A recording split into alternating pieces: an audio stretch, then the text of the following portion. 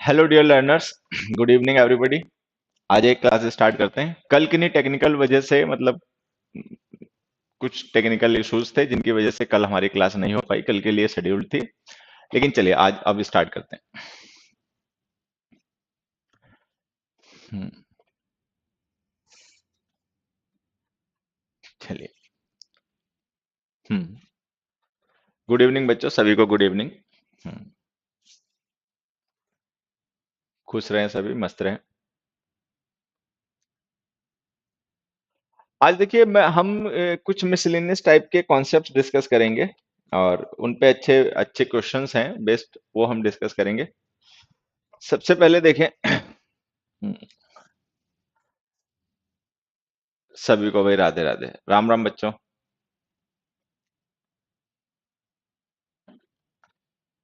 तब तक आप लोग अपना अटेंडेंस लगाइए और मैं कुछ क्वेश्चंस आपके लिए लिखता हूं जो आज हमें डिस्कस करने हैं। सबसे पहले एक ऐसा हम कॉन्सेप्ट डिस्कस करेंगे जिस पे बेस्ट पेपर में अक्सर क्वेश्चंस आते हैं, काफी इंपॉर्टेंट भी है और इजी भी है, ज्यादा मतलब डिफिकल्ट भी नहीं है। कई बार बच्चे सोचते हैं कि मैं डिफिकल्ट कॉन्सेप्ट ही पढ़ाता हूँ, ऐसा नहीं है। ये जो अब हम कॉन्सेप्ट डिस्कस करेंगे इजी भी है, इंपॉर्टेंट भी है, ठीक है। तब तक आप लोग अपना अटेंडेंस लगाइए और मैं आपके क्वेश्चन लिखता हूँ। हाँ सर, कुछ इंपॉर्टेंट रूल्स ही बता दें। देखिए रूल्स वगैरह पता नहीं, अभी आप धीरे धीरे जानेंगे कि actually there are no rules in English. English में रूल्स वगैरह बच्चे नहीं होते हैं। There are no rules, there are no exceptions. Exceptions और रूल्स होते नहीं है। लैंग्वेज साइंस होती है, इसमें लॉजिक्स होते हैं जिन पे ये लैंग्वेज सही या गलत डिसाइड होती है कि लैंग्वेज में हमने कोई बात कही है या हमने कुछ लिखा है, हमने पढ़ा है, वो सही है या गलत है, वो किसी रूल से डिसाइड नहीं होता है। वो डिसाइड होता है लैंग्वेज के बेसिक जो फंडामेंटल्स हैं, जो लॉजिक्स हैं जिन पे लैंग्वेज बेस्ड है, वो लॉजिक समझने से हमें सही गलत का पता चलता है। एक्चुअली कोई रूल्स वगैरह होते नहीं, क्योंकि रूल सारे अधूरे होते हैं। आप कोई भी रूल पढ़ेंगे बच्चे तो कोई भी रूल कंप्लीट नहीं होता है। वो रूल एक पर्टिकुलर सिचुएशन, एक पर्टिकुलर टाइप के सेंटेंसेस पे काम करता है, लेकिन जब आप उस टाइप से हट जाते हैं तो फिर वो रूल काम करना बंद कर देता है। तो एक्चुअली रूल से अगर हम सीखेंगे इस उम्र में भी, जिस उम्र में हम हैं, बच्चे सीखते हैं रूल से, छोटे बच्चे सीखते हैं रूल से। अब हम मैच्योर हो गए हैं, जब आप 18 20 25 साल के हो जाते हो तब आपको रूल्स छोड़ देने चाहिए, तब आपको लॉजिक्स समझने चाहिए, क्योंकि जब आपके लॉजिक्स क्लियर होंगे किसी भी सेंटेंस का कॉन्टेक्स्ट आप तभी समझ पाएंगे कि वो सही है या गलत है, फिर उसके अकॉर्डिंग आंसर कर पाएंगे। अगर आपको लॉजिक्स क्लियर नहीं होंगे तो आप सेंटेंस का कॉन्टेक्स्ट नहीं समझ पाएंगे, दो सेंटेंसेस में क्या डिफरेंस है उसको डिकोड नहीं कर पाएंगे, और फिर आप सही आंसर बताने के बजाय उसको तुक्का मारेंगे, ठीक है। तो रूल्स तो मैं नहीं कहूंगा, लेकिन हाँ हम आज बड़े ही इंपॉर्टेंट कॉन्सेप्ट को डिस्कस करेंगे जो आपको बहुत ज्यादा हेल्प करेगा कंपटीशन के एग्जाम्स में, ठीक है। शुरुआत करता हूं मैं इस कॉन्सेप्ट के सबसे इजी क्वेश्चन से। देखिए, मैंने एक सेंटेंस लिखा। Okay,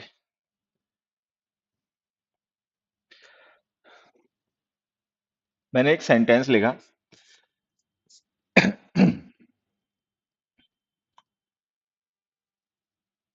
you like we have no friends. You like we have no friends, ये एक मतलब कॉन्सेप्ट है। अभी क्या कॉन्सेप्ट है कुछ बच्चे समझ गए होंगे, और कुछ को अभी मैं बताऊंगा तो वो जान जाएंगे, ठीक है। ये हमारे ग्रामर का एक कॉन्सेप्ट है, उस पर बेस्ड एक क्वेश्चन है, और ये कॉन्सेप्ट काफी सिंपल है। और लेकिन इसके यूसेस थोड़े थोड़े जब हम आगे बढ़ते जाएंगे, आप समझने की कोशिश करोगे तो पता चलेगा, थोड़े डिफिकल्ट भी होते हैं कई बार। You like we have no friends,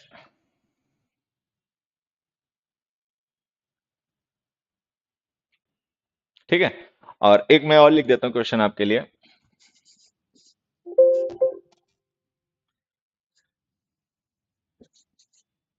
there only friend me, there only friend me has some doubts. बस ये दो क्वेश्चंस हैं, आप इनके एक बार आंसर पढ़ें और बताएं।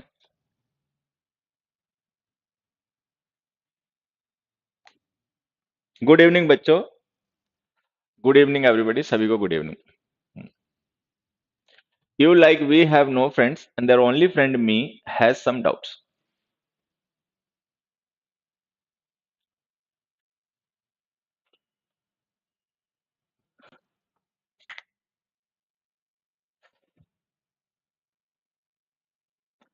You like we have no friends and they there only friend me has some doubts.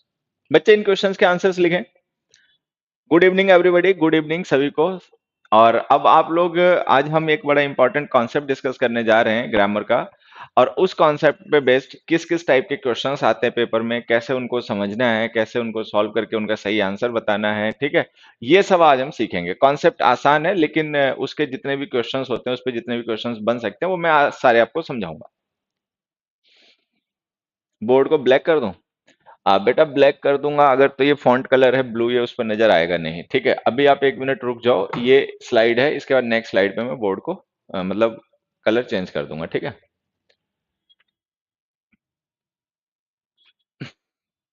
देखो, अगर मैं तुम लोगों से इधर उधर की बात ना करूं, सीधी बात बताऊं, ठीक है। तो सीधी बात बेटा ये है कि ये जो मैं क्लास आपके ले रहा हूँ, ये मैं अपने स्टूडियो से ले रहा हूँ, ठीक है। और यहाँ पर क्या है कि लाइटिंग उतनी अच्छी नहीं है जितनी एग्जामपुर के स्टूडियो में है, ठीक है। तो व्हाइट बैकग्राउंड पे क्या है कि रिफ्लेक्शन नहीं आता। और अगर हम अभी दूसरा बैकग्राउंड यूज करेंगे इस पे, जैसे कोई भी डार्क शेड का अगर बैकग्राउंड यूज करेंगे बच्चे, तो उस पर रिफ्लेक्शन आएगा, ठीक है। तो इस वीकेंड मतलब कल या परसों हम ये सही करवा देंगे। फिर उसके बाद में हम भी डार्क बैकग्राउंड यूज करेंगे और उस पे फिर आपका लाइट फॉन्ट में यूज करके पढ़ाएंगे, ठीक है। बट अभी आज के लिए ऐसे ही अपना मैनेज कर लीजिए, ठीक है। चलो, तो अब मैं आपको इनके आंसर बताता हूँ, देखो समझना। ये जो हमने लाइक लिखा है, ये प्रेपोजिशन है। जो बच्चे पहले से जानते हैं ठीक है, जो नहीं जानते मैं उनको बता देता हूँ कि लाइक वर्ब भी होती है, ठीक है। I like sweets, I like English, इस तरीके से। और लाइक प्रेपोजिशन भी होती है, सिमिलरिटी शो करती है। मैं ये बेसिक्स आपको बताता रहता हूँ, आप इनको नोट कर लेंगे। बाकी मैं यहाँ पे लिख भी देता हूँ कि लाइक जो है, ठीक है, ये वर्ड एक प्रेपोजिशन है, preposition of similarity, preposition of similarity. इसका यूज हम तब करते हैं जब हमें कभी किसी एक ऑब्जेक्ट की सिमिलरिटी किसी दूसरे से शो करनी होती है। जैसे यहां पर जो वी है और यू है, इन दोनों में कुछ सिमिलर है, तो इनकी सिमिलरिटी शो करने के लिए हमने यहाँ पे लाइक लिखा है। क्या इनमें सिमिलर है? इनमें सिमिलर ये है कि वी और यू दोनों के ही फ्रेंड्स नहीं है, यू के भी फ्रेंड्स नहीं है, वी के भी फ्रेंड्स नहीं है। तो ये सिमिलरिटी हो गई इनमें, ठीक है। उसके अलावा लाइक जो होती है वर्ब भी होता है, वर्ड लाइक जो है ये वर्ब भी होता है, वर्ब ऑफ स्टेट। हम इसको कॉन्टिन्यूअस टेंस में नहीं लिखते क्योंकि वर्ब ऑफ स्टेट होती है। तो लाइक वर्ब भी है बच्चे, लाइक प्रेपोजिशन भी है। अब जैसे हमने लिखा you like we have no friends, तो ये जो लाइक है ना, हम इसको वर्ब इसलिए नहीं कंसीडर कर सकते क्योंकि इस सेंटेंस की वर्ब ये हैव है। मतलब ये जो सेंटेंस है ना, इसका प्रेडिकेट है हैव नो फ्रेंड्स। तो हैव जो है ये वर्ब है, लाइक वर्ब नहीं है। अगर लाइक वर्ब नहीं है तो लाइक प्रेपोजिशन है। अब समझना ये है कि ये लाइक प्रेपोजिशन है, तो हमने पिछली क्लास में भी डिस्कस किया होगा, या अगर नहीं डिस्कस किया तो मैं आज आपको बता देता हूँ एक बार में, छोटी सी बात है, आप उसको हमेशा ध्यान रखेंगे कि जब भी हम कोई प्रेपोजिशन यूज करते हैं तो उस प्रेपोजिशन के बाद हमेशा हमें उसका ऑब्जेक्ट लिखना पड़ता है। ये मुझे अच्छे से याद है कि ये पॉइंट मैं आपको लास्ट क्लास में समझा चुका हूँ, ठीक है। जो हमारी प्रैक्टिस क्लास 3 थी उसमें मैंने ये पॉइंट आपको काफी डिटेल में समझाया था कि जब भी हम कोई प्रेपोजिशन यूज करते हैं तो उसके बाद हमें उसका ऑब्जेक्ट लिखना पड़ता है, ठीक है। प्रेपोजिशंस को बिना ऑब्जेक्ट के यूज नहीं किया जा सकता। ऑब्जेक्ट हमेशा कोई नाउन या प्रोनाउन होता है। तो ये जो हमने वी लिखा है ना, ये इस लाइक प्रेपोजिशन का ऑब्जेक्ट है। अब अगर ये वी इस लाइक प्रिपरेशन का ऑब्जेक्ट है तो सबको पता है कि ऑब्जेक्टिव केस जो है वो अस होता है। तो यहाँ पे हमने वी गलत लिखा हुआ, हमें इसको लिखना चाहिए अस। हमें इसको लिखना चाहिए us, you like us have no friends,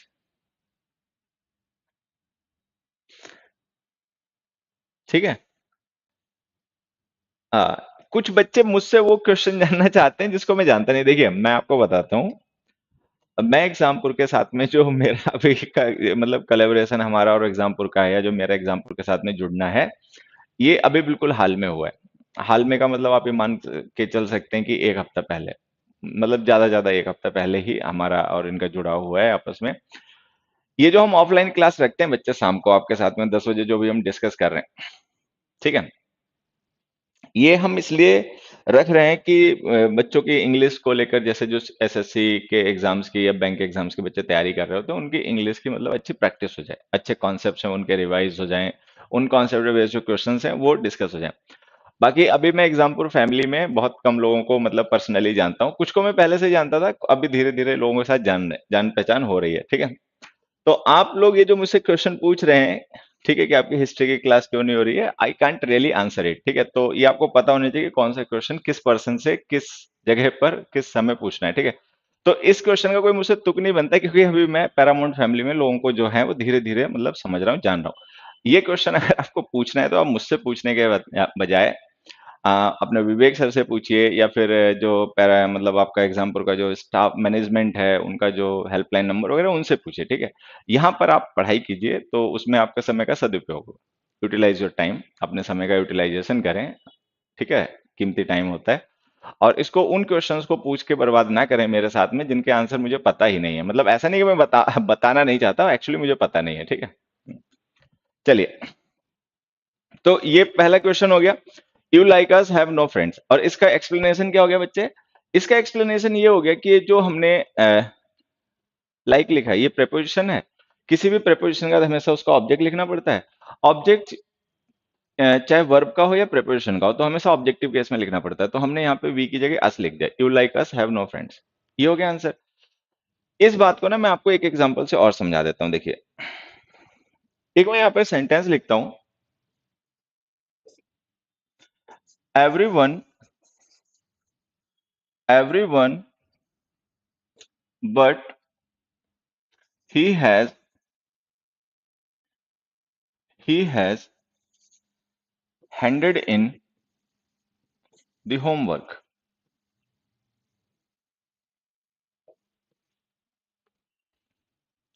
Everyone but he has handed in the homework.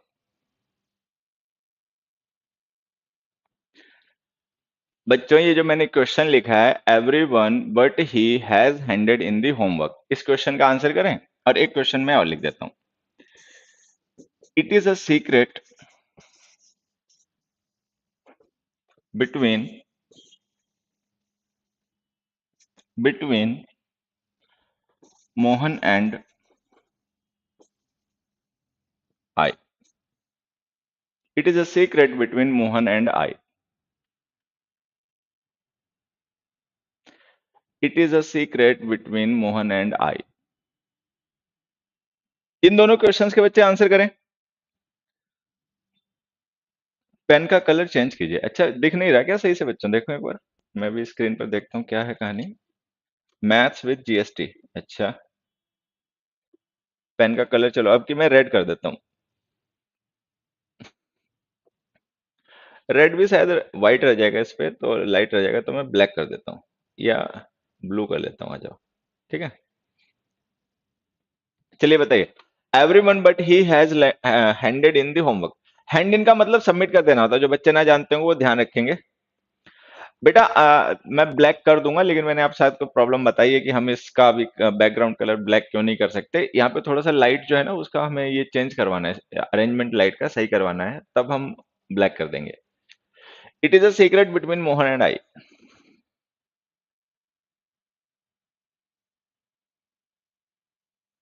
अच्छा बेटा, हिस्ट्री की क्लास होती थी तो आपके हिस्ट्री के सर का या तो टाइम चेंज कर दिया हुआ होगा, या फिर आप मैनेजमेंट से पूछेंगे ना तो वो आपको बताएंगे। एक्चुअली मुझे नहीं पता है। मेरी तो अभी आज फोर्थ क्लास है एग्जामपुर के इस मतलब चैनल पे, इस टाइम में, ठीक है। तो मुझे नहीं पता है, लेकिन अगर आप अपना विवेक सर से पूछेंगे या फिर मैनेजमेंट से पूछेंगे तो वो लोग आपको मुझे लगता है सही समय दे पाएंगे, मतलब आपको सही आंसर देंगे कि क्या हुआ है।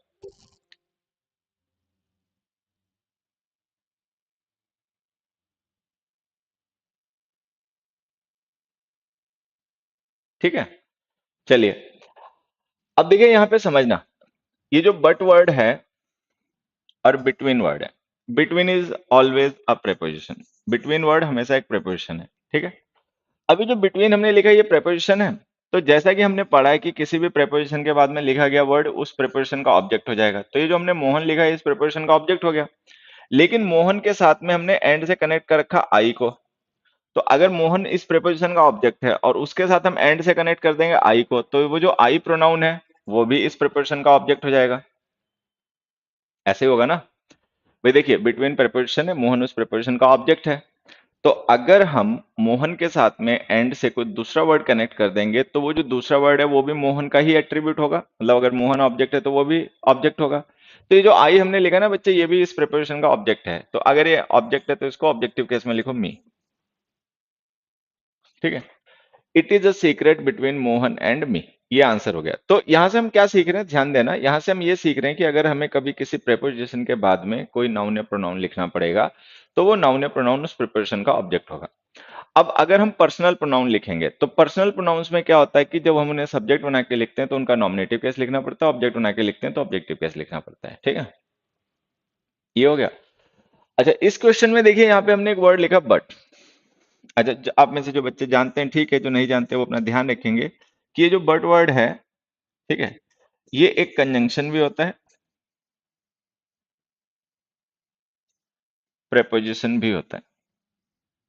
मतलब इसको जो कॉमन यूज है, जो इसका सबसे ज्यादा यूज होने वाला इंग्लिश में है, वो दो तरीके से होता है, as a conjunction and as a preposition. ठीक है, जब ये एज ए कंजंक्शन यूज होता है तो इसका मतलब होता है येट, स्टिल, लेकिन, फिर भी। और इसका यूज हम करते हैं उन सिचुएशंस में जहां पर हमें किसी कॉन्ट्रास्ट को, किसी अपोजिट आइडिया को, किसी अपोजिट थॉट को रेफर करना होता है। अदरवाइज जब ये प्रेपोजिशन होता है तो इसका मतलब होता है एक्सक्लूडिंग। मैं यहाँ पे लिख भी देता हूँ, बाकी आप ध्यान रखेंगे। येट वर्ड कंजंक्शन होता है अगर इसका मतलब येट या स्टिल हो और ये किसी कॉन्ट्रास्ट को रेफर करे। येट वर्ड प्रेपोजिशन होता है अगर इसका मतलब एक्सक्लूडिंग हो। अगर इसका मतलब एक्सक्लूडिंग होगा तो फिर ये प्रेपोजिशन है। अब हमें ये डिसाइड करना है कि ये जो हमने क्वेश्चन नंबर 1 लिखा है इसमें बट जो वर्ड है इसको हम क्या माने, मतलब सेंटेंस में इसको हम प्रेपोजिशन यहाँ पर मान के ट्रीट करें या फिर हम इसको कंजंक्शन माने। ठीक है, तो उसके लिए आपको समझना पड़ेगा कि इसका इस सेंटेंस में रोल क्या है। ये कॉन्ट्रास्ट शो करने के लिए बट यूज किया गया है, ठीक है, या एक्सक्लूजन शो करने के लिए लिखा गया। अगर इसका मतलब एक्सक्लूडिंग है तो फिर ये प्रेपोजिशन है, अगर इसका मतलब येट है, ठीक है, तो ये कंजंक्शन है। तो अब सभी लोग कमेंट करके बताएंगे कि ये जो बट वर्ड हमने यहाँ पे लिखा है ये क्या है, ये कंजंक्शन है या प्रेपोजिशन है। First you answer then I explain the answer.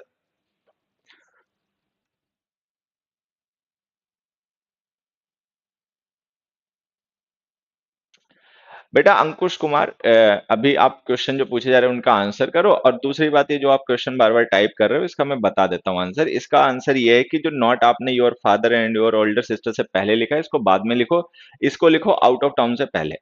इसको आप ऐसे लिखो, are your father and your elder brother not out of town, एक चीज। और दूसरा, उस सेंटेंस के बाद में क्वेश्चन मार्क यूज करो और जो ए आर का ए है उसको कैप्स में लिखो। ठीक है, तो उसमें पंक्चुएशन की भी दो एरर है और एक एरर जो है वो सिंटैक्स की है कि आपने नॉट जो एडवर्ब है उसको गलत पोजीशन पे यूज कर रखा है। ठीक है, अब इसको मत पूछो, एक ही क्वेश्चन को बार बार मत पूछा करो, ऑनलाइन में थोड़ा सा बी सेंसिबल। ठीक है,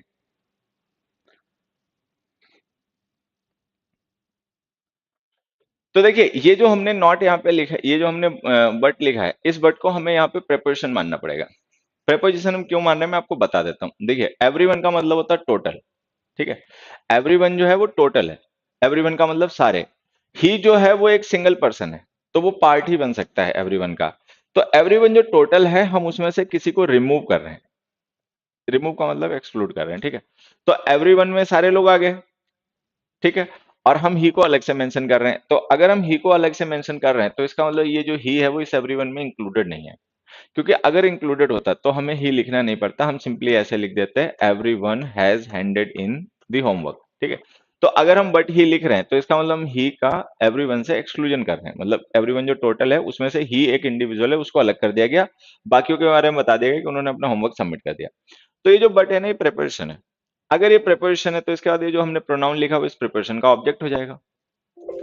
अगर ये इस प्रिपरेशन का ऑब्जेक्ट हो जाएगा तो हमें पता है कि ऑब्जेक्ट हमेशा ऑब्जेक्टिव केस में लिखे जाते हैं, तो यहाँ पर हमें हिम लिखना पड़ेगा। तो ये हो जाएगा everyone but him has handed in the homework. फिर से समझा देता हूं एक बार। अगर आप कभी भी कोई प्रेपोजिशन लिखेंगे तो उस प्रेपोजिशन के बाद में लिखे गए वर्ड चाहे वो नाउन हो या प्रोनाउन हो उस प्रेपोजिशन के ऑब्जेक्ट होते हैं। ऑब्जेक्ट हमेशा ऑब्जेक्टिव केसेस में लिखने चाहिए। ऑब्जेक्टिव केसेस क्या होते हैं अगर आप जानते हो तो ठीक है, नहीं जानते हो तो मैं देखो बता देता हूँ। ये जो हमारे प्रोनाउंस होते हैं, पर्सनल प्रोनाउंस, ठीक है, अगर हम इनको सब्जेक्ट के तरीके से सेंटेंस में यूज करें, अगर हम इनको एज सब्जेक्ट सेंटेंस में यूज करें तो हमें इनके नॉमिनेटिव कैसे यूज करने पड़ते हैं। नॉमिनेटिव जो कि होते हैं I, we, you, he, she, it और दे। लेकिन अगर हम किसी पर्सनल प्रोनाउन को सेंटेंस में एज एन ऑब्जेक्ट यूज करें, सब्जेक्ट के तरीके से ना यूज करके ऑब्जेक्ट के तरीके से यूज करें, तो हमें उसका ऑब्जेक्टिव कैसे यूज करना पड़ेगा, जो कि होता है मी, मी, अस, यू, हिम। हालांकि मैंने लिख ही दिया आप लोगों के लिए, बाकी ये सबको पहले से पता होने चाहिए, इट, देम। तो बस ये हमें समझना है। आज मैं आपको प्रोनाउन के जो केसेस होते हैं, नॉमिनेटिव, ऑब्जेक्टिव, पर्सनल प्रोनाउन के। बेटा ये किसी भी एसएससी एग्जाम के लिए सही है, अगर आप किसी भी एसएससी एग्जाम की तैयारी कर रहे हैं तो उसके लिए सही है, ठीक है। तो यहां से हमने ये सीखा कि अगर हम कभी कोई प्रेपोजिशन यूज करेंगे तो उससे पहले हमेशा हमें कोई नाउन, मतलब उसके बाद हमेशा हमें कोई नाउन या प्रोनाउन लिखना पड़ेगा जो उसका ऑब्जेक्ट होगा, और उसको ऑब्जेक्टिव केस में लिखेंगे, ठीक है।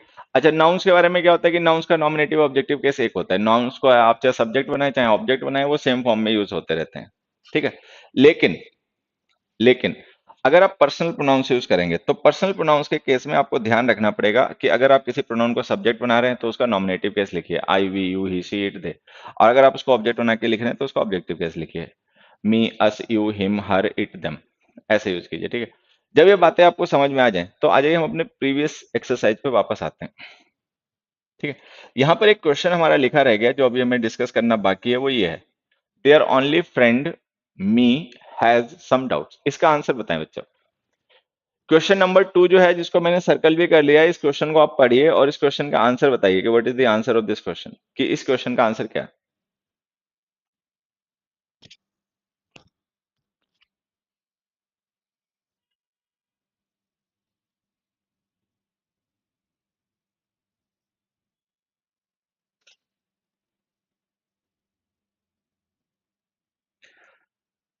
बेटा हैंडेड इन जो है ना, वो एक फ्रेजल वर्ब होती है, और हैंड का मतलब होता है to submit for something for appraisal, मतलब किसी चीज को सबमिट करना अप्रेजल के लिए। अप्रेजल का मतलब होता है मूल्यांकन, ठीक है। जैसे होमवर्क हो गया, असाइनमेंट्स हो गए, प्रोजेक्ट्स हो गए, तो इनको हैंड इन किया जाता है। हैंड इन कर देना मतलब जमा कर देना, जिससे कि उसका मूल्यांकन हो पाए।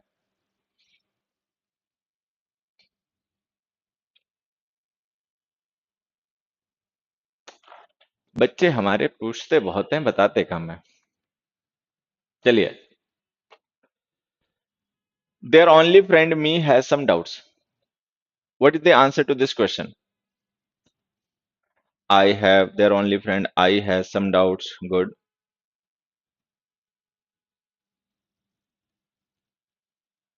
हाँ,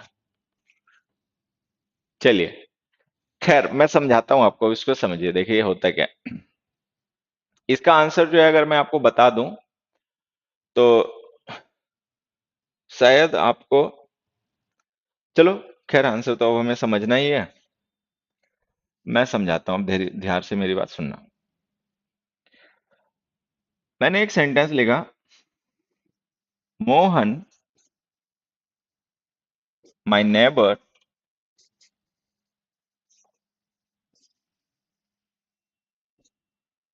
हेल्प्ड मी।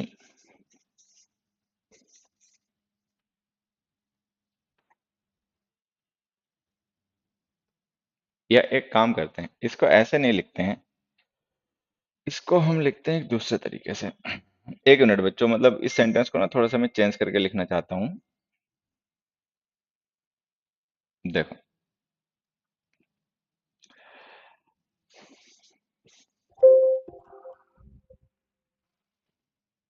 इसको देखो, he, my neighbour,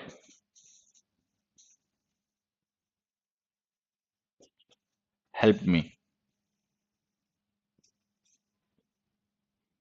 B, I helped my neighbour, him. ठीक है, ये देखिए, ये दो स्टेटमेंट्स मैंने यहां पर लिखे हैं, he my neighbour helped me, I helped my neighbour him. हम्म, एक मिनट बच्चों, एक मिनट, थोड़ा सा जल्दबाजी हो जा रही है। आई हेल्प्ड हिम, कलर चेंज हो गया। आई हेल्प्ड हिम माय नेबर।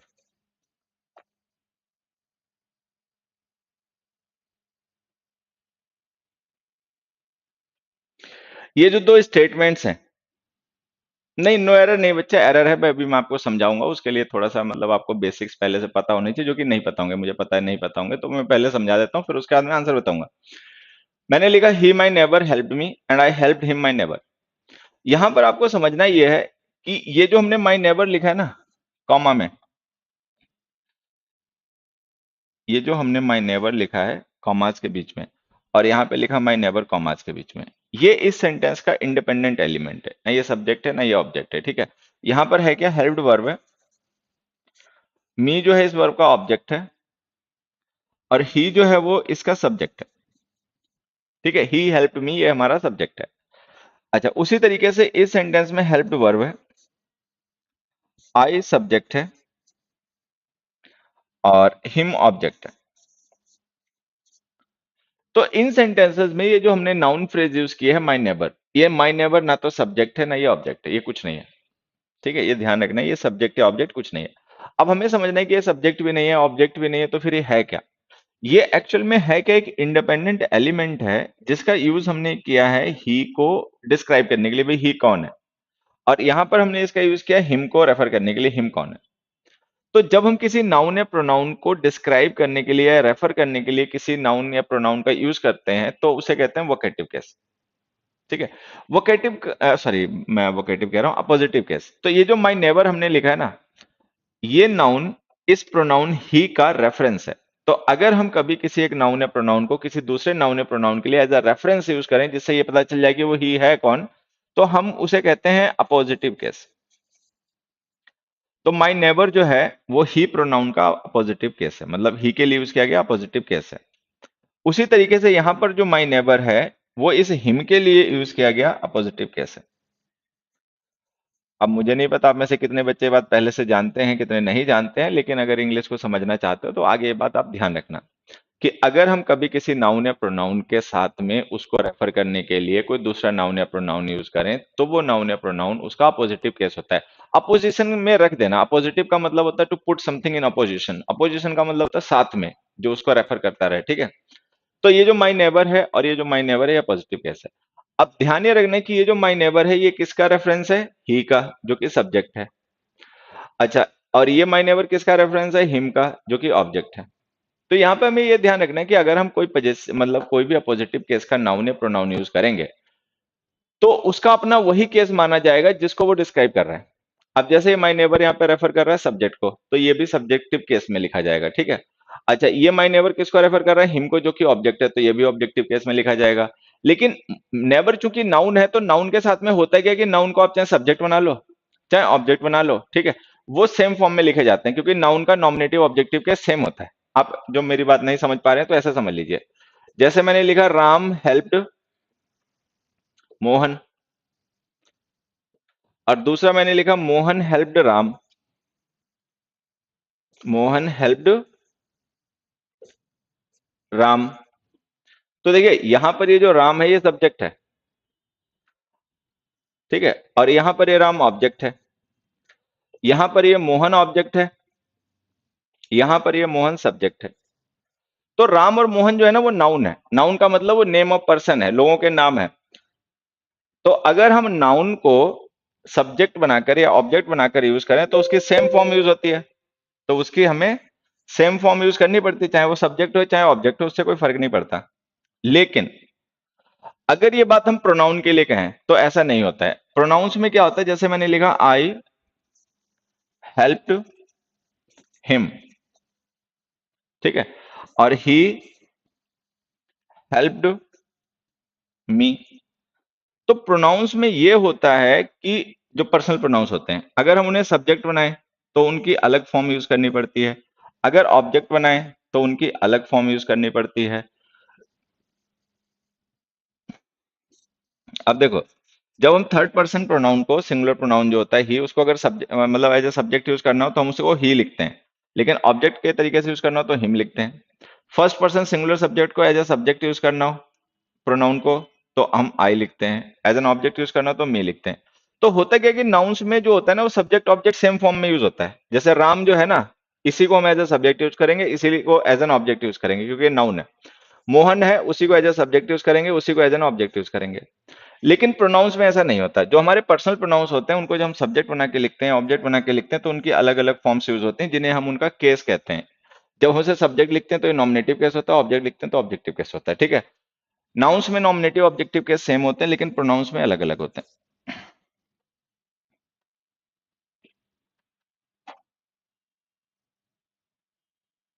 ठीक है।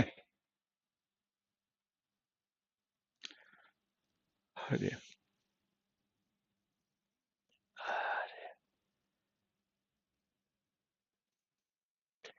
यहां तक आ गए। चलो अब मैं बताता हूँ काम की बात। ये सारी कहानी समझने के बाद अगर आपको कुछ मतलब दिमाग में गया हो तो लो। एक मिनट रुको तुम लोग। देयर ओनली फ्रेंड, ये था ना मी। तो ये जो हमारा क्वेश्चन है बच्चे, इसमें क्या है कि हमने यहाँ पर एक नाउन है देयर ओनली फ्रेंड, इसको सब्जेक्ट बनाया। हैज सम डाउट्स इसका प्रेडिकेट यूज किया। और देयर ओनली फ्रेंड है कौन, ये बताने के लिए हमने एक प्रोनाउन अपोजिटिव केस में लिख दिया। नाउन नहीं लिखा, ध्यान देना, प्रोनाउन को अपोजिटिव केस में लिखा है। तो ये जो हमने मी लिखा ना, ये अपोजिटिव केस है। अब ध्यान क्या रखना है कि अपोजिटिव केसेस जो होते हैं, वो जिसको डिस्क्राइब कर रहे होते हैं उसी के केस में लिखे जाते हैं। अगर वो सब्जेक्ट को डिस्क्राइब कर रहे हैं तो वो सब्जेक्ट केस में लिखे जाएंगे, ऑब्जेक्ट को डिस्क्राइब कर रहे हैं तो ऑब्जेक्ट केस में लिखे जाएंगे। तो ये जो हमने मी लिखा है ना, ये मी अपोजिटिव केस इस सब्जेक्ट का है। देयर ओनली फ्रेंड जो है ये नाउन इस सेंटेंस में सब्जेक्ट है। तो ये सब्जेक्ट का पॉजिटिव केस है। अगर ये सब्जेक्ट का पॉजिटिव केस है तो इसको सब्जेक्टिव केस में लिखो, जो कि होता है आई। तो इस सेंटेंस को आपको ऐसे लिखना पड़ेगा, there only friend I has some doubts. ठीक है। अब अगर ये बात समझ में आई हो तो अच्छी बात है, नहीं समझ में आई हो तो एक क्वेश्चन में और लिख देता हूं, उससे आप ये बात समझ जाएंगे। बस ध्यान दो पढ़ाई पर। दूसरा क्वेश्चन देखो क्या है। They have blamed my only friend, they have blamed my only friend he. चलो करेक्ट द स्टेटमेंट। इस स्टेटमेंट को करेक्ट करो। जैसे मैंने लिखा, they have blamed my only friend he. They have blamed my only friend he. बच्चों answer बताओ question के। They are only friend I have some doubts. बेटा आई नहीं, हैज लिखो। तुम पता नहीं क्या बताए ऑनलाइन के बच्चों का। सब्जेक्ट देयर ओनली फ्रेंड है, आई नहीं है बेटा। आई पॉजिटिव कैसे, जब लिख दिया देयर ओनली फ्रेंड सब्जेक्ट है और देयर ओनली फ्रेंड सिंगुलर है, तो इसके अकॉर्डिंग वर्ब आपको हैज लिखनी पड़ेगी। हद हो गई यूट्यूब की।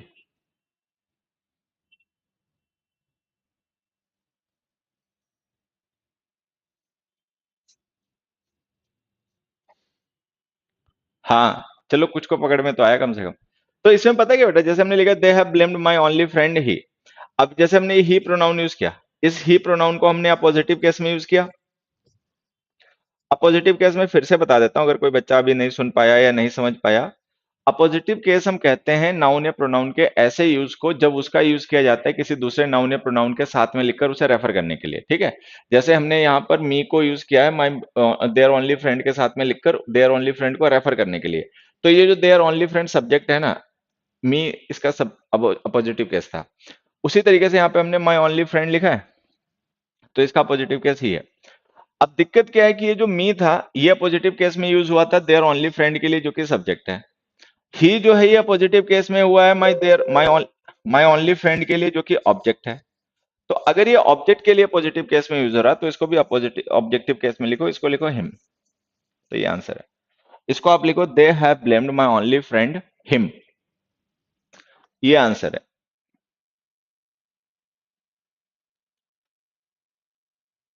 चलिए,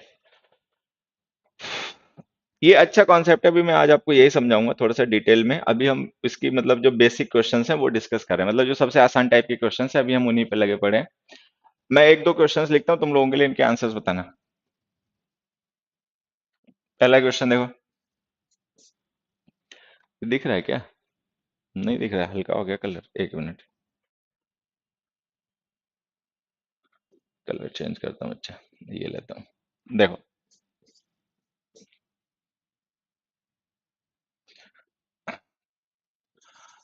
my best friend, my best friend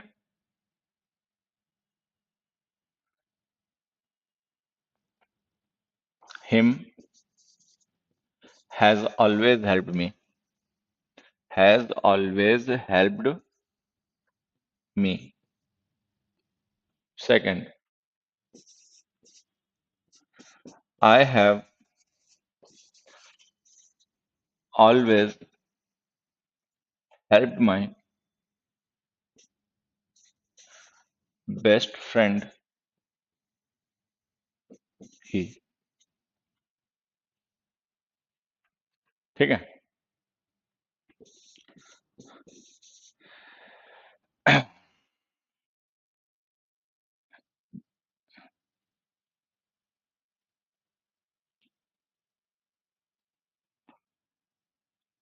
the guests दे, एक मिनट, इसकी जरूरत नहीं, छोड़ो। ये दो सेंटेंस जो मैंने लिखे ना बच्चे, आप इन्हीं के आंसर बताओ। ये जो दोनों हमने सेंटेंस लिखे हैं, my best friend him has always helped me and I have always help my friend, my best friend he.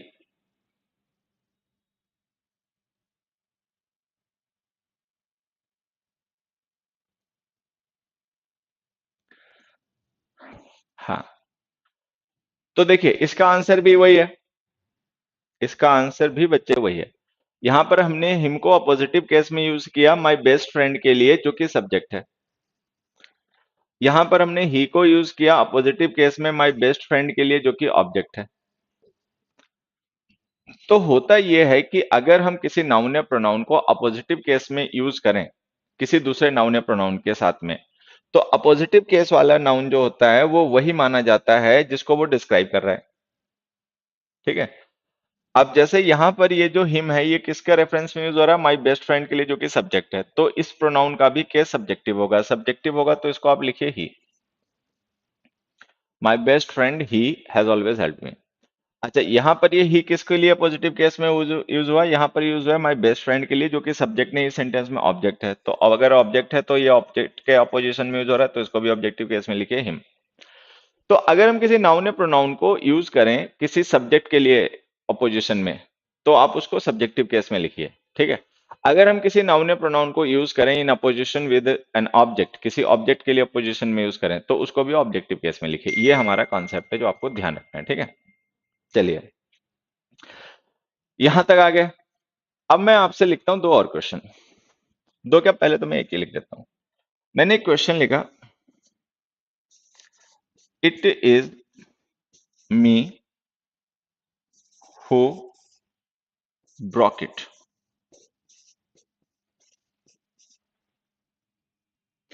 It is me who broke it. चलिए ये सेंटेंस बताइए, सही है गलत?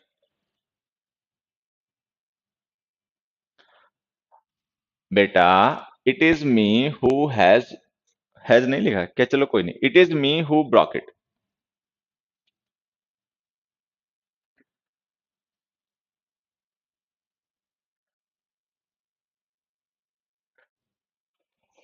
अरे यार, प्रभु दीनदयाल।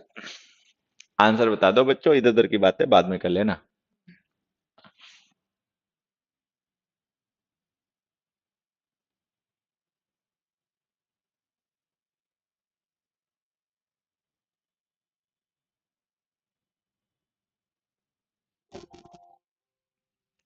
चलिए, खैर देखो, it is me who broke it जैसे हमने स्टेटमेंट लिखा, तो इस सेंटेंस में मैं आपको एक चीज बताऊं। ये जो हमारा पार्ट है ना, क्लॉज वाला, ये भी हमारी हेल्प कर रहा है काफी ज्यादा, लेकिन मैं कहता हूं आप उसको थोड़े समय के लिए छोड़ दीजिए। मैं जो कह रहा हूं उसको ऐसे समझिए। ये जो इज है, इसके बारे में जो बच्चे जानते हो ठीक है, जो ना जानते हो मैं उनको बता देता हूं कि ये जो इज है इसको हम कहते हैं लिंकिंग वर्ब। फिर से मेरी बात ध्यान से सुन लेना अगर पहली बार में मिस कर गए हो। ये जो इज है ना, ये एक वर्ब होती है बी, उसकी फॉर्म है is, am, are, was, were, been, being, ठीक है। ये सारे वर्ड्स इस बी वर्ब की फॉर्म्स हैं, मतलब डिफरेंट फॉर्म्स हैं, उसी के इन्फ्लेक्शंस हैं, ठीक है। अब होता है क्या कि इनको हम हेल्पिंग वर्ब्स के तरीके से भी यूज करते हैं, इज, एम, आर को और वॉज वर्ब को हम हेल्पिंग वर्ब के तरीके से भी यूज करते हैं। पैसिव वॉइस में थर्ड फॉर्म से पहले लिखकर यूज करते हैं पैसिव बनाने के लिए, बाकी हम इनका कॉन्टिन्यूअस टेंस में यूज करते हैं। लेकिन अगर हम इनको हेल्पिंग वर्ब के तरीके से नहीं, as a main verb use करें सेंटेंस में, जैसे हमने यहाँ पर देखो इसको यूज किया, इज जो है ना यहाँ पे हेल्पिंग वर्ब नहीं मेन वर्ब है। अगर हम इन वर्ब्स को is, am, are, was verb को किसी सेंटेंस में हेल्पिंग वर्ब के तरीके से नहीं यूज करके मेन वर्ब के तरीके से यूज करें, जैसे यहाँ पर हमने इसको किया, तो ये लिंकिंग वर्ब होती है। इन्हें हम कहते हैं लिंकिंग वर्ब्स, ठीक है। लिंकिंग वर्ब्स का काम क्या होता है कि सब्जेक्ट को और कॉम्प्लीमेंट को लिंक करना। अभी कोई बच्चा कमेंट में पूछ रहा था सब्जेक्ट कॉम्प्लीमेंट क्या होता है, वो यहां से समझना बेटा क्या होता है। लिंकिंग वर्ब्स हम इनको इसलिए कहते हैं क्योंकि ये किसी फंक्शन को, किसी एक्टिविटी को रेफर नहीं करते हैं। इनका सिंपल सा फंक्शन बस इतना होता है कि सब्जेक्ट को ऑब्जेक्ट से लिंक कर, मतलब सॉरी, जो इनके बाद लिखा गया नाउन या प्रोनाउन होता है वो कॉम्प्लीमेंट होता है, उसको सब्जेक्ट से लिंक करना। तो इस मी को हम किससे लिंक कर रहे हैं, सब्जेक्ट इट से, ठीक है। तो अगर इससे लिंक कर रहे हो सब्जेक्ट से, तो इसको भी सब्जेक्टिव केस में लिखो, आई, इट इज आई। तो ये सेंटेंस हमें ऐसे लिखना है, it is I who Brock it, मैंने ये तोड़ा। फिर से मैं एक बार बता देता हूं, बी की फॉर्म्स जो होती हैं बच्चे, is, am, are, was, were, been, being, ये वर्ब भी होती हैं, हेल्पिंग वर्ब भी होती हैं, ठीक है। अगर हम इनको सेंटेंस में हेल्पिंग वर्ब के तरीके से यूज करेंगे, ठीक है, तब तो ये कॉन्टिन्यूअस टेंस बनाएंगी या पैसिव वॉइस में यूज होंगी। लेकिन अगर हम इनको sentence as a main verb use कर लें, तो अगर हम इनको सेंटेंस में as a main verb use करें, ठीक है, तो इनके बाद लिखे गए नाउन या प्रोनाउंस जो होते हैं वो कॉम्प्लीमेंट्स होते हैं, ऑब्जेक्ट नहीं होते हैं, ठीक है, क्योंकि लिंकिंग वर्ब होती है। अच्छा, कॉम्प्लीमेंट का काम होता है सब्जेक्ट को रेफर करना। सब्जेक्ट हमेशा कोई नाउन या प्रोनाउन होता है, तो अगर आप नाउन या प्रोनाउन को रेफर करोगे तो उसके लिए आपको नॉमिनेटिव केस लिखना पड़ेगा, तो हमने यहाँ पे आई लिख दिया। खैर, चलिए बात समझ में आई, ठीक है, नहीं समझ में आई तो भी ठीक है। अब मैं एक दूसरा क्वेश्चन समझाता हूं, उससे जरूर समझना। मैंने यहाँ पर एक सेंटेंस लिखा,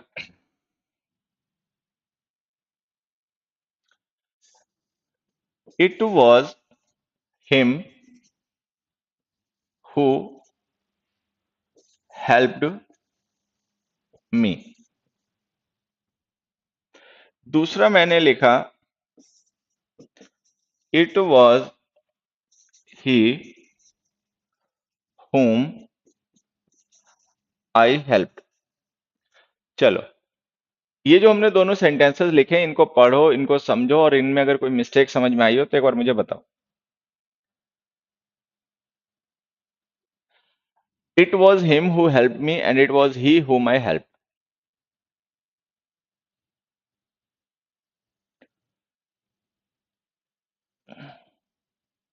बच्चों आंसर बता दो एक बार में, 10 बजने वाले हैं, ठीक है। It was him who helped me and it was, अच्छा 10 तो कब के बज चुके हैं, पौने 11 हो गए। It was him who helped me and it was he whom I helped।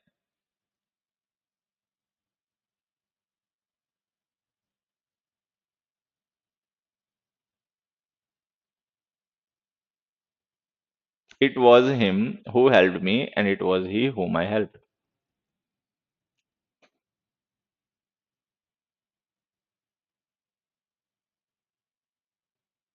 चलो, खैर अब यहाँ पे समझना बेसिक बात क्या है। ये जो दोनों सेंटेंसेस आपको दिख रहे हैं ना, ये एक्चुअल पता है क्या सेंटेंसेस हैं। ये जो सेंटेंस नंबर 1 है, ये सेंटेंस है ऐसे, ही हेल्प्ड मी। और ये जो सेंटेंस है, ये है ऐसे, आई हेल्प्ड हिम। ठीक है। मुझे कैसे पता चल गया कि आई हेल्प्ड हिम है, ही हेल्प्ड मी है, ये पता कैसे चल गया हमें कि ये ऐसा ही है, तो मैं आपको बताता हूँ ये हमें कैसे पता चल जाता है बच्चे। यहाँ देखिए, ये जो हमने हेल्प लिखी है वर्ब है, आई इसका सब्जेक्ट है, और ये जो whom हमने लिखा है ये प्रोनाउन होता है ऑब्जेक्टिव केस का। तो ये जो whom है वो इस हेल्प वर्ब का ऑब्जेक्ट है। अच्छा, whom रेफर किसे कर रहा है, whom रेफर कर रहा है ही को। तो इसका मतलब अगर हम ही को ऑब्जेक्ट बना के लिखेंगे तो हिम हो जाएगा। तो इसीलिए मैंने आपसे कहा कि ये जो हमने लिखा ना, it was he whom I helped, ये एक्चुअल में सेंटेंस ऐसे है, आई हेल्प्ड हिम। अब सोचने वाली बात है कि अगर ये सेंटेंस आई हेल्प्ड हिम है, तो फिर हमने इसको it was he whom I helped क्यों लिखा। तो हमने इसको इसलिए ऐसा लिखा क्योंकि हम इस पर्टिकुलर ही को स्ट्रेस करना चाहते हैं। देखिए, ये जो हमने सेंटेंस लिखा ना, आई हेल्प्ड हिम, ये एक सिंपल सेंटेंस है जिसका अपने एक सिंपल मीनिंग है कि मैंने उसकी मदद की। लेकिन अब अगर मानिए कि आप इस सेंटेंस में यूज हो रही है जो दो प्रोनाउन है, एक आई जो कि सब्जेक्ट है और एक हिम जो कि ऑब्जेक्ट है, अगर आप इनको स्ट्रेस करना चाहते हो, इम्फेसाइज करना चाहते हो, तो उसके लिए एक तरीका होता है कि आप उसका यूज करके लिख सकते हो कि आप इट जो होती है लिंकिंग वर्ब, उसका सॉरी इट जो होता है इंट्रोडक्टरी सब्जेक्ट, आप उसका यूज कर लो। आप ऐसे लिख दो, it was I who helped him. ठीक है, तो it was I who helped him, तो इसमें क्या है ना, आई स्ट्रेस हो गया कि मैं था जिसने उसकी मदद की। अच्छा, अगर आई सब्जेक्ट को नहीं, हिम ऑब्जेक्ट को स्ट्रेस करना है, तो आप इसको ऐसे लिख दो, it was him home I help, वो था जिसकी मैंने मदद की। तो ये जो हमने सेंटेंस लिखा ना, आई हेल्प्ड हिम, ये एक सिंपल सेंटेंस है जिसका अपने एक सिंपल मीनिंग हुआ है जैसा कि होना चाहिए। लेकिन अगर इस सेंटेंस में यूज हो रही है जो प्रोनाउन है आई या हिम, अगर हम इनको स्ट्रेस करना चाहें और हम इनको इम्फेसाइज करना चाहें कि मैं ही था जिसने उसकी मदद की या यही था वो जिसकी मैंने मदद की, तो हम इन दोनों में से किसी को भी स्ट्रेस कर सकते हैं, इम्फेसाइज कर सकते हैं इट इंट्रोडक्टरी सब्जेक्ट का यूज करके। जैसे हमने लिखा it was I who help him, कि मतलब मैं था वो जिसने उसकी मदद की, तो मतलब मैं इस बात को एम्फेसाइज करना चाहता हूं कि मैंने ही मदद की। अच्छा, अगर मुझे आई को नहीं हिम को स्ट्रेस करना है कि यही है वो जिसकी मैंने मदद की थी, तो मैं ऐसे लिख दूंगा, इट वॉज हिम हुम I help, it was him हुम आई हेल्प। तो यहां पर ध्यान ये रखना है कि जो इट इंट्रोडक्टरी सब्जेक्ट होता है, इसका यूज हम तब कर लेते हैं जब हमें सेंटेंस के किसी एक पर्टिकुलर वर्ड को या किसी एक पर्टिकुलर फ्रेज को हाईलाइट करना हो, स्ट्रेस करना हो, एम्फेसाइज करना हो। ठीक, अब यहां पर देखो, हमने इट का यूज किया है किसको एम्फेसाइज करने के लिए, हिम को। यहां पर इट का यूज हमने किया है किसको एम्फेसाइज करने के लिए, ही को। अब ध्यान ये रखना है, जिसको आप एम्फेसाइज कर रहे हो, अगर वो सब्जेक्ट है तो वॉज के बाद में आपको लिखना पड़ेगा नॉमिनेटिव केस, जो सब्जेक्ट के लिए यूज होता है। अगर वो ऑब्जेक्ट है तो लिखना पड़ेगा ऑब्जेक्टिव केस। यहां पर ध्यान से देखें तो जो हेल्प्ड है ये वर्ब है, आई इसका सब्जेक्ट है, और हुम जो है वो ऑब्जेक्ट होता है, तो ये ऑब्जेक्ट है। और ये जो ही है वो इस ऑब्जेक्ट हुम के लिए यूज हो रहा है, तो अगर ये हुम के लिए यूज हो रहा है तो फिर ये भी ऑब्जेक्ट हो गया, इसको आप लिखिए हिम। यहां पर हेल्प्ड वर्ब है, मी ऑब्जेक्ट है। ठीक है, हु जो है ये सब्जेक्ट है, और इस हु का यूज हमने किसके लिए किया, हिम के लिए, या यूं कह लिए हिम का यूज किसके लिए किया, हु के लिए। जब हु सब्जेक्ट है तो फिर ये भी सब्जेक्ट हो गया, इसको ही लिखिए। तो ये सेंटेंस आपको ऐसे लिखना पड़ेगा, it was he who help me and it was him हुम आई हेल्प। ठीक है, चलिए अब मैं दो क्वेश्चंस लिखता हूं तुम लोगों के लिए, अगर तुम्हें कोई बात समझ में आई हो यहां से तो उनके आंसर बताना। देखो,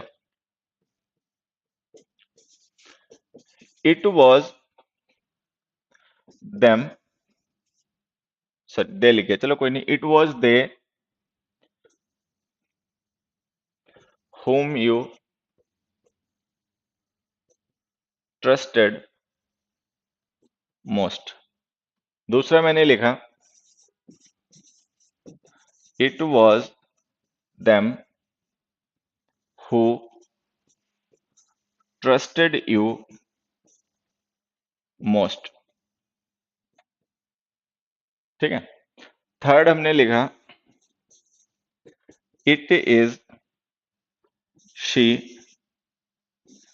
that knows me या that knows you best। या हमने लिखा, it is her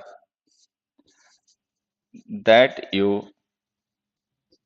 know best। चलिए, ये जो मैंने फोर स्टेटमेंट्स लिखे हैं, इन फोर स्टेटमेंट्स को पढ़िए और देखिए, अगर इन फोर स्टेटमेंट्स में कोई मिस्टेक हो तो उसको करेक्ट कीजिए। चलिए स्टार्ट कीजिए। It was they whom you trusted most, it was them who trusted you most, it is she that knows you best and it is her that you know best। इन four questions को पढ़कर इनके answers बताइए कि what is the mistake there.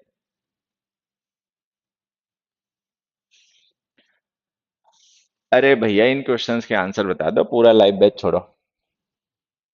देखेंगे बेटा, अभी practice तो करो, थोड़ा सा यूज टू हो जाओ, बातों को समझ लो, पहले ये देख लो कि बात समझ में आती है नहीं समझ में आती है। ठीक है,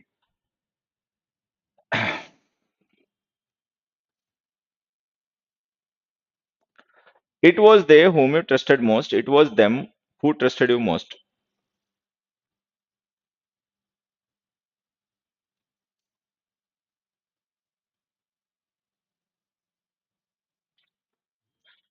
चलिए,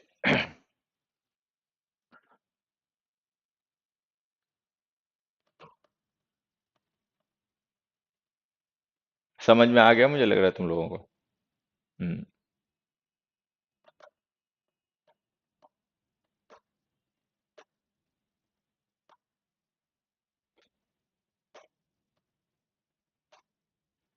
बेटा हिम तो कहीं नहीं लिख पाओगे, हर लिखोगे, अगर लिखोगे भी शी नॉमिनेटिव केस होता है, ऑब्जेक्टिव केस उसका हर होता है, हिम नहीं होता।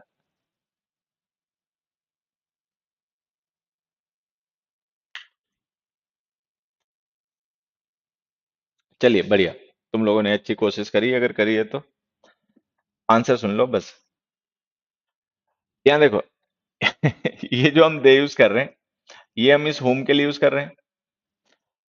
ये जो हम देम यूज कर रहे हैं वो हम इस हु के लिए यूज कर रहे हैं। ये जो शी है वो इस दैट के लिए यूज कर रहे हैं।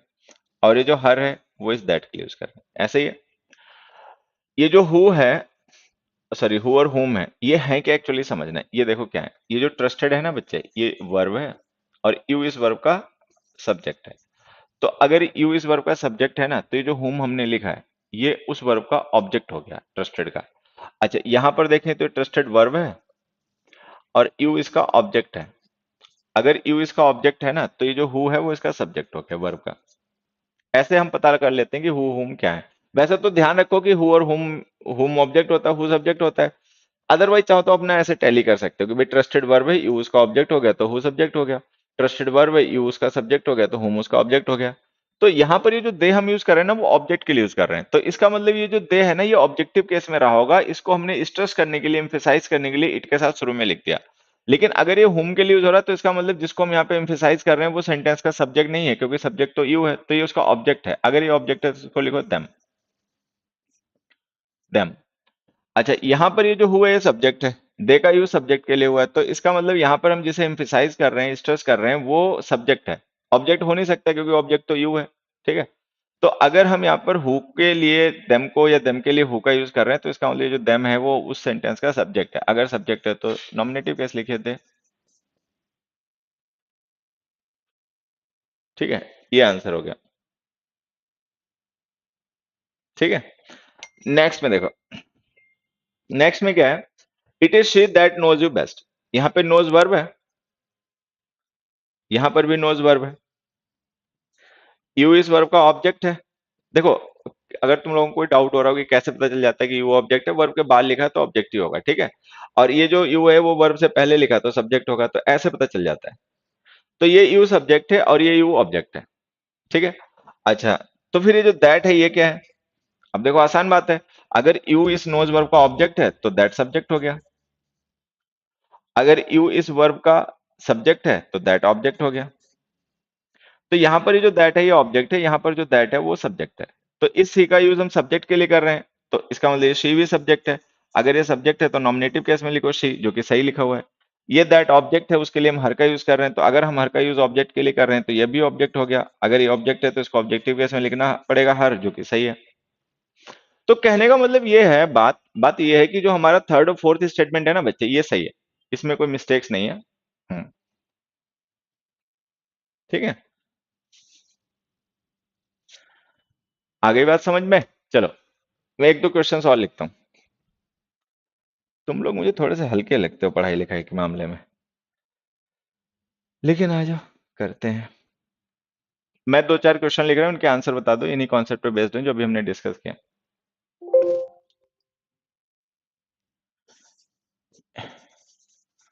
It was, it was he who we have invited to the party. एक क्वेश्चन। दूसरा, it were my parents home he respects most. Third,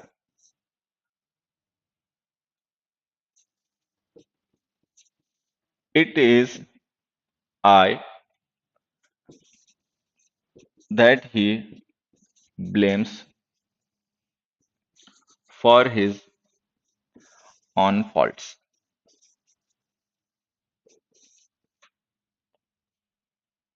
Fourth, it is me that it is me that has never got late. अब देखिए यहां पर मैंने कुछ questions लिखे हैं, हालांकि इनको मैंने थोड़ा सा मिक्सअप कर दिया है जो अभी हम कॉन्सेप्ट डिस्कस कर रहे थे उसी के साथ में, बट मुझे लगता है आसान है, आप अगर दिमाग लगाओगे तो आंसर बता पाओगे। ठीक है, so these are the last 4 questions of today session. इनको आप पढ़ें, इनको समझें और इनमें क्या मिस्टेक्स है जल्दी से बताएं। बहुत अच्छे बच्चे, देखो कुछ बच्चों ने आंसर ही बता दिया।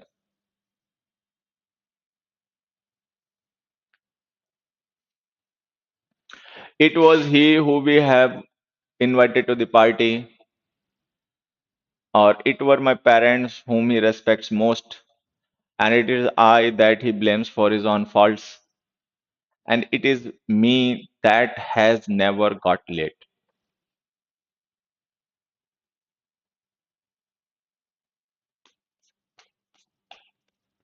किस टॉपिक का एरर? बेटा ये नाउन के केस पढ़ाए जा रहे हैं, मतलब नाउन, सॉरी, प्रोनाउन जो होता है उसका नॉमिनेटिव ऑब्जेक्टिव केसेस के यूजेस हम डिस्कस कर रहे हैं, जिस तरीके के पेपर में क्वेश्चंस आते हैं वो। हरी,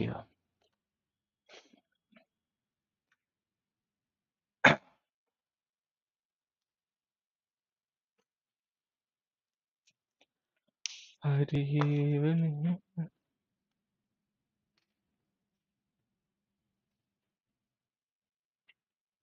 चलिए देखिए मैं आंसर बता देता हूँ, टाइम हो गया हमारी क्लास का। ठीक है, देखो ये जो हमने हु लिखा है ये सब्जेक्ट है और ही लिखा है ये भी सब्जेक्ट है। ठीक, तो अभी तक हमने पढ़ा है कि होता क्या है कि अगर हम सब्जेक्ट के लिए ही का मतलब यूज कर रहे हैं तो फिर ये सब्जेक्टिव केस में ही लिखा है, ये सही है। बट दिक्कत ये कि जो हु है ना ये गलत है, ये सब्जेक्ट हो नहीं सकता। इसका सब्जेक्ट नहीं होने की वजह ये कि जो हैव इनवाइटेड वर्ब है उसका सब्जेक्ट पहले से ही वी लिखा हुआ है। तो जो वी है ना वो हैव इनवाइटेड वर्ब का सब्जेक्ट है, तो अगर वी उस हैव इनवाइटेड वर्ब का सब्जेक्ट है तो ये जो हु प्रोनाउन है ना ये उसका ऑब्जेक्ट हुआ। तो अगर ये ऑब्जेक्ट हुआ तो इसको आपको लिखना पड़ेगा हुम। ठीक है, क्योंकि ये हु सब्जेक्ट नहीं है बच्चे, सब्जेक्ट इसलिए नहीं हो सकता क्योंकि उस वर्ब का सब्जेक्ट ऑलरेडी बी लिखा हुआ है। तो अगर वी सब्जेक्ट है तो फिर ये प्रोनाउन ऑब्जेक्ट आप इसको हुम लिखें। अच्छा, जब इसे हुम लिख दोगे तो फिर ये जो ही है वो हुम के लिए यूज होने लग गया जो कि ऑब्जेक्ट है। तो अगर ये ही जो है वो ऑब्जेक्ट के लिए यूज हो रहा है तो फिर ये भी ऑब्जेक्ट हो गया, इसको ऑब्जेक्टिव केस में लिखे हिम। तो फर्स्ट क्वेश्चन हमारा ऐसे सही होगा, it was him whom we have invited to the party। ठीक है, नेक्स्ट में आते हैं। नेक्स्ट में लिखा it were my parents whom he respects most। ठीक है, तो देखो यहां पर जो whom है वो ऑब्जेक्ट है, और इस बार हमने whom के लिए कोई नाउन या प्रोनाउन नहीं यूज किया। जैसे यहां पर हमने whom के लिए प्रोनाउन यूज किया ना हिम, यहां पर हमने whom के लिए कोई प्रोनाउन नहीं यूज किया, हमने नाउन यूज किया माई पेरेंट्स।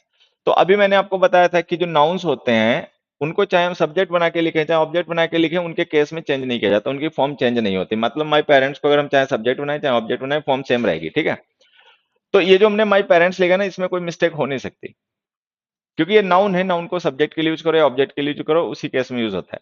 बट यहाँ पे दूसरी दिक्कत है, इसमें दूसरी दिक्कत पता है क्या है? जब आपको ये कंफर्म हो गया कि माई पेरेंट्स जो है वो होम वर्ब का ऑब्जेक्ट है, ठीक है, तो इस वर्ब का सब्जेक्ट कौन हुआ? भाई ये जो वर्ब लिखी है आपने वर्ब, इसका भी तो कोई ना कोई सब्जेक्ट होगा। तो हमेशा ध्यान देना कि इस वर्ब का सब्जेक्ट ये इट होता है, ये जो इट प्रोनाउन है ना ये सब्जेक्ट होता है। ठीक है,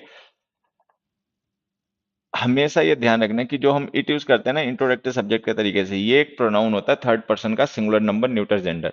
तो अगर हम कभी भी इट का यूज कर रहे हैं एज अ सब्जेक्ट तो जो भी हम वर्ब लिखेंगे वो हमेशा इट के अकॉर्डिंग ही लिखेंगे। तो यहां पर आपको लिखना पड़ेगा वॉज। तो वो जो पेरेंट्स है ना, बच्चा कई बार सोचता होगा पेरेंट्स प्लूरल है तो लाओ वर्ब लिख दें, लेकिन ध्यान देना वो जो पेरेंट्स है बच्चे वो सब्जेक्ट नहीं है, इस वर्ब का सब्जेक्ट इट है और इट सिंगुलर होता है, तो इसके साथ में आपको लिखना पड़ेगा was. It was my parents home he respects most. Was लिखा है तो यहाँ पे रिस्पेक्टेड लिख लेना बच्चा थोड़ा सा, ठीक है। नेक्स्ट में आ जाते हैं। नेक्स्ट मैंने लिखा it is I that he blames for his on faults. ठीक। अब यहाँ पर देखो, ये जो ब्लेम्स है वर्ब है और इसका सब्जेक्ट आई है। तो अगर ये, सॉरी ही है, तो अगर ये ही इस ब्लेम्स वर्ब का सब्जेक्ट है तो इसका मतलब जो दैट हम प्रोनाउन यूज कर रहे हैं ये ब्लेम वर्ब का ऑब्जेक्ट हो गया। और ये दैट ऑब्जेक्ट है और उस ऑब्जेक्ट के लिए हमने आई यूज किया है, तो आई भी ऑब्जेक्ट हो गया। तो अगर आई ऑब्जेक्ट हो गया तो इसका ऑब्जेक्टिव कैसे लिखो, मी। तो ये आंसर है, it is me that he blames for his on faults. ठीक है। नेक्स्ट में देखिए, नेक्स्ट में हमने लिखा it is me that has never got late. अब इस सेंटेंस में क्या कहानी है मैं आपको बताऊं। ये जो हैज नेवर हमने लिखी ना, ये वर्ब है। हैज नेवर गॉट, ये पूरी वर्ब है प्रेजेंट परफेक्ट टेंस की, ठीक है। गेट यहाँ पे लिंकिंग वर्ब है, तो ये जो लेट एडजेक्टिव है वो इसका कॉम्प्लीमेंट हो गया, ठीक है। तो अगर वो कॉम्प्लीमेंट हो गया तो ये दैट इसका सब्जेक्ट हो गया, ठीक है। ये जो दैट प्रोनाउन है ना, ये सब्जेक्ट है इस हैज नेवर गॉट वर्ब का, क्योंकि उसका कोई सब्जेक्ट लिखा नहीं है ना, तो इसका मतलब ये जो दैट प्रोनाउन है यही उसका सब्जेक्ट होगा, तो ये दैट सब्जेक्ट हो गया। अब अगर ये दैट सब्जेक्ट हो गया तो उसके लिए हम मी का यूज कर रहे हैं, तो ये मी भी सब्जेक्ट हो गया। भाई इस प्रोनाउन का यूज अगर आप सब्जेक्ट के लिए कर रहे हो तो ये भी सब्जेक्ट है। तो अगर ये सब्जेक्ट है तो इसको आई लिखिए, एक तो इट इज आई। दूसरा आपको ध्यान क्या रखना है कि ये जो रिलेटिव प्रोनाउंस होते हैं हु, हुम, दैट, विच, इनके बाद वर्ब हम इनके एंटीसीडेंट के अकॉर्डिंग लिखते हैं। मतलब ये जो जैसे दैट है, ये रिलेटिव प्रोनाउन है, ये जिसके लिए यूज हो रहा है ना, तो इसके बाद वर्ब उसी के अकॉर्डिंग लिखी जाएगी। अभी दैट यूज हो रहा है आई के लिए, तो दैट के बाद जो हम वर्ब लिखेंगे ना वो आई के अकॉर्डिंग लिखेंगे। अच्छा, सारे बच्चे जानते हैं कि आई के साथ में हैज नहीं हैव यूज होता है, तो इसमें एक मिस्टेक और भी है कि हैज की जगह हैव लिखे। तो ये जो क्वेश्चन नंबर 4 है ना बेटा, इसमें आपको दो करेक्शन करने पड़ेंगे। It is I that have never got late, ये आंसर है।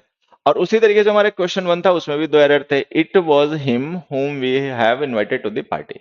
तो आपका क्वेश्चन नंबर 1 जो था इसमें दो मिस्टेक्स थी, क्वेश्चन नंबर 4 जो है इसमें भी दो मिस्टेक्स हैं, क्वेश्चन नंबर 2 और 3 में एक ही एक मिस्टेक थी जो हमने सही कर ली। कुल मिला के आज के लिए बस इतना ही। तो ये जो हम प्रोनाउन के केसेस डिस्कस कर रहे हैं, प्रोनाउन के केसेस में बेस अच्छे खासे क्वेश्चंस बनते हैं, काफी टाइप के क्वेश्चंस बनते हैं। आने वाली क्लासेस में हम और भी डिस्कस करेंगे। अभी फिलहाल के लिए इतना ही, आज के लिए बस काफी है, ठीक है। तो चलते हैं। Thank you everybody, bye.